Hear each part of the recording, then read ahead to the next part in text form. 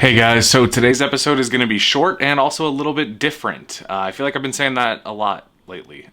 Anyway, I'm not really sure what this video really is. It's just this little sequence, this kind of trailer that I made, and I wasn't really sure what I wanted to use it for, but I think I like it just kind of standing on its own. So rather than building an idea or a video around it, I thought it would be fun to just share it with you kind of as it is. So what happened was I was just recently, kind of down, I guess, and not really doing much. So I decided to revisit some old David Blaine specials, which I do every couple of years just for nostalgia. If you've been around this channel for a while, you know David Blaine is pretty much single-handedly responsible for the reason that I'm even still into magic, and it's something that I don't know, I guess I've never really lost that fanboy element with David Blaine, and I still love him. Well, after that, I was just sitting around, not doing anything, shuffling cards, and I felt like making this video. So I guess without further ado, I really hope you enjoy it.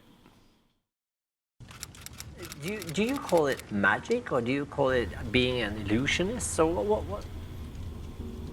I was like 5 years old, and my mother gave me a deck of cards, and I would carry it with me everywhere. I grew up in Brooklyn, so I'd take the subway. I was kind of obsessed with Houdini, and he was a magician that did he did card tricks, and he did things like that. Always carried a deck of cards with me. What do we get with you? Are you an illusionist? Are you a trickster? What is it? Are you a stunt man? What are you? How would you describe yourself? Just a shell. He also did things where he would get locked up and thrown into rivers and really escape from cuffs, and death-defying feats that I love. So I always looked up to him and thought, to me, that's what magic is. So. Wow.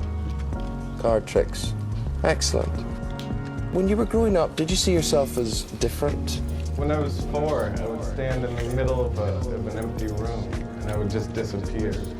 And for me, this deck of cards, it just felt, it was like it wasn't like a toy.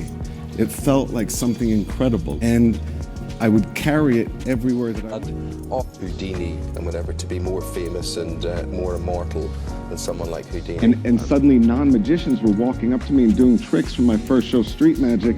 And that's when I started to think maybe I should do things that are real, that are almost impossible, or at least look impossible, and combine that with magic.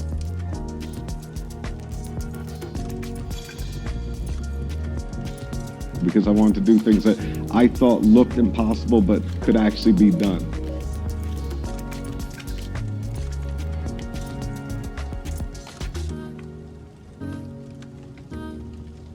I was like 5 years old, and my mother gave me a deck of cards, and I would carry it with me everywhere. I grew up in Brooklyn, so I'd take the subway to school on my own. Always carried a deck of cards with me.